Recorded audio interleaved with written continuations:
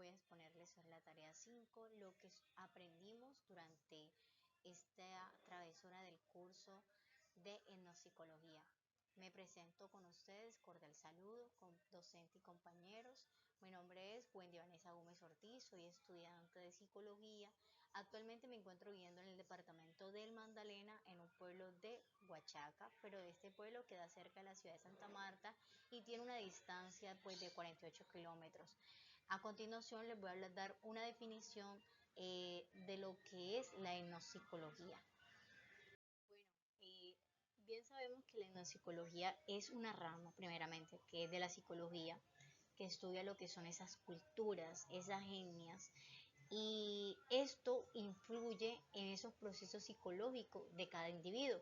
También tenemos que tener en claro que esto también se enfoca en entender pues esas diferencias culturales en la percepción, el pensamiento, las emociones y el comportamiento de cada individuo.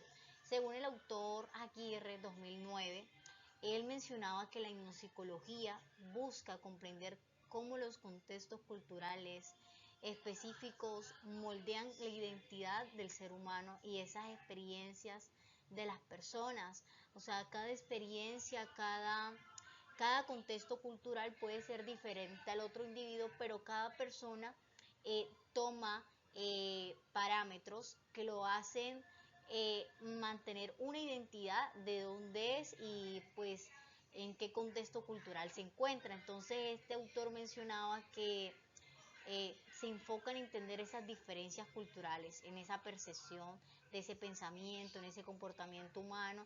Y personalmente, pues yo considero que la psicología es crucial bastante porque nos permite a nosotros comprender esa diversidad humana y promover la inclusión y el respeto entre diferentes grupos culturales, porque bien sabemos que nosotros no tenemos una cultura, sino tenemos múltiples culturas, pero cada una tiene un modelo diferente a la otra por su contexto, por su forma de hablar, por sus expresiones, su forma de pronto en expresarse, pero esto debe ser pues respetado, ya que somos personas que a medida que crecemos vamos desarrollando una identidad a lo cual nos hace a nosotros ser pertenecer a esta identidad o a esta etnia, que también pues en Colombia mantenemos muchas etnias y cada ser humano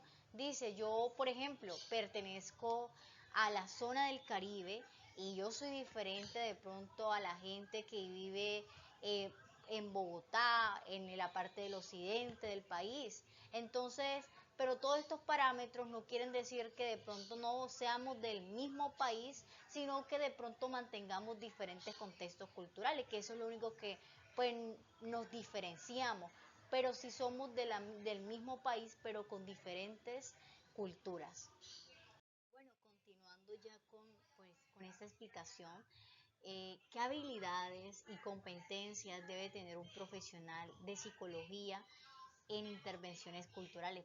Pues un psicólogo trabaja en intervenciones culturales y debería poseer, esa sensibilidad cultural.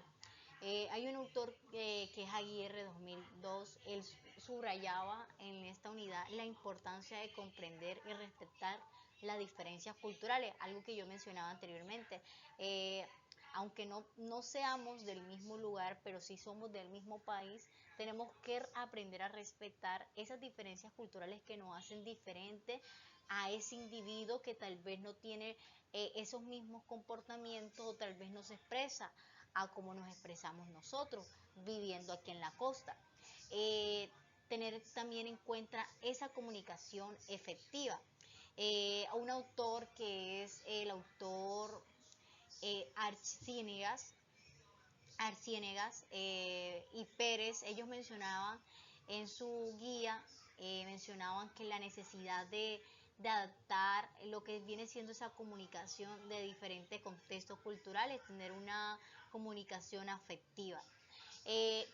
también ese profesional debería tener ese conocimiento interdisciplinar, primero porque se resalta esa integración de conocimiento, ya sea de antropología, sociología y psicología, y él entiende por qué se comportan de esta manera desde el punto de vista profesional, de lo aprendido de la forma teórica, y así puede saber llegar a ese público, porque es un público al cual se atiende, que no se puede tratar como en el contexto cultural como tú y yo vivimos, sino teniendo claro ese conocimiento previo, que somos individuos que adoptamos culturas, adoptamos una identidad en el espacio, en el lugar donde crecemos, y eso se arriesga a nuestra identidad.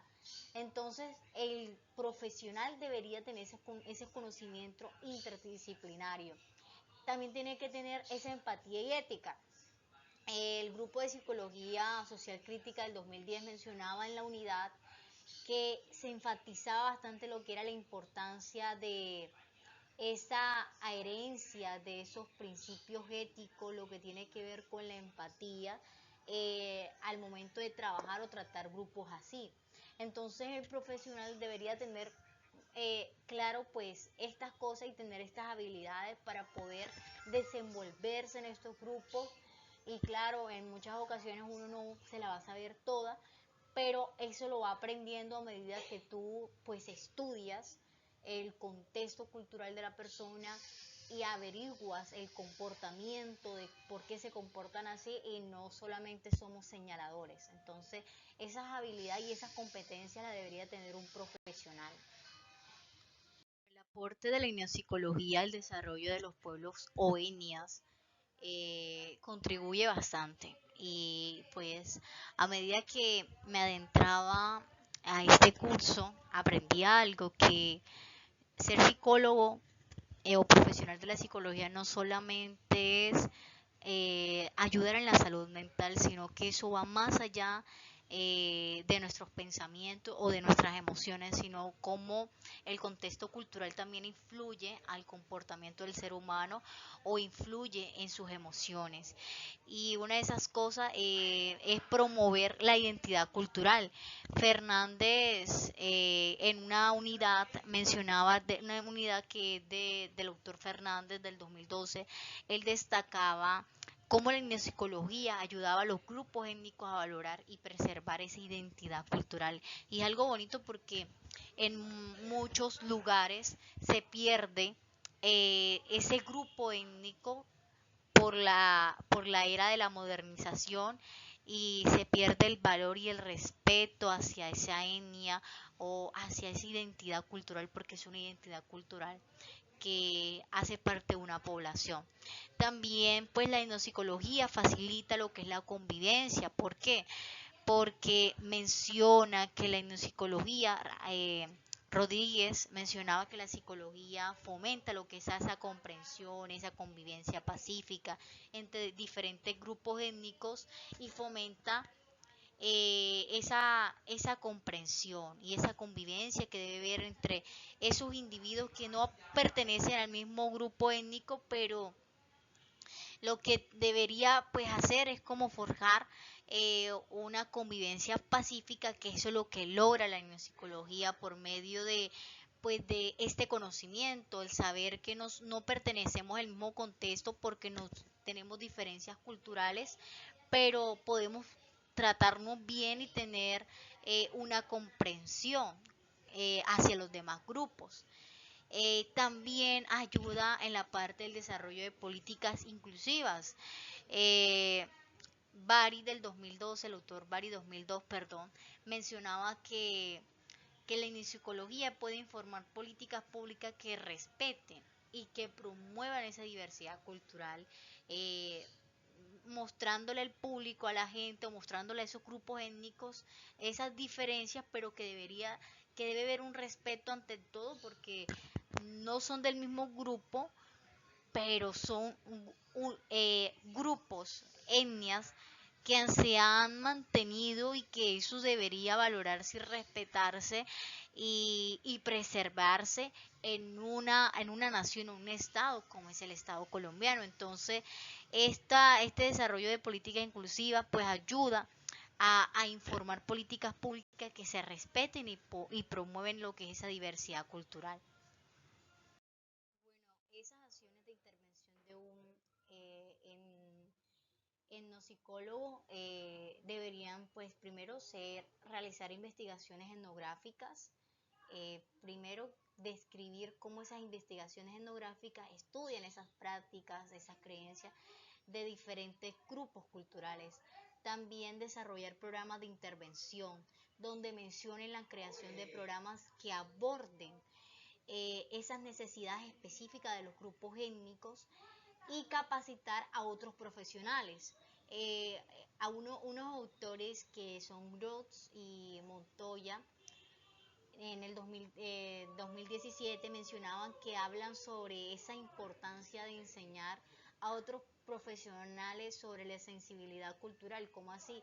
Pues mostrarle a ese profesional lo que es esa sensibilidad, porque en muchas ocasiones nosotros cuando vamos a hacer investigaciones perdemos como de pronto ese rol.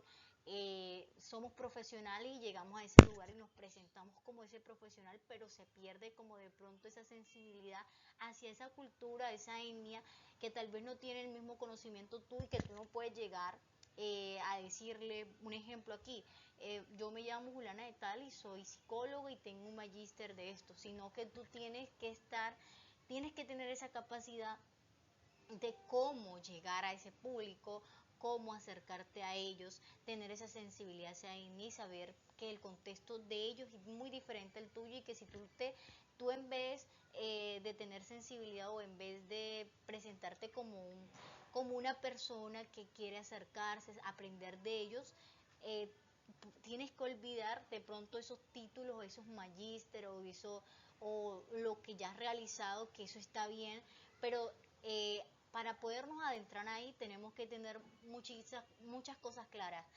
Primero tener pues el conocimiento y también estar capacitados para poder conocer ese contexto cultural, porque es que si nos adentramos presentándonos tal como somos, lo que ya hemos logrado, ¿qué sucede? Que la persona o el público, la etnia, se va a sentir como débil y no te va a dar la capacidad de pues hablar contigo porque pues se va a sentir menos y esa no es la idea. Entonces se necesita pues capacitar a otros profesionales y esa es una de las acciones en las cuales debería tener una intervención un etnopsicólogo.